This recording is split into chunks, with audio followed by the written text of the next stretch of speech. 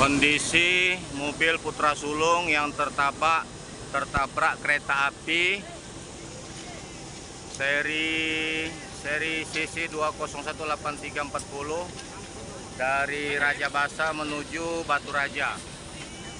Untuk mobil Putra Sulung dari Belitang menuju Jakarta tertabrak di rel kereta api Kota Baru.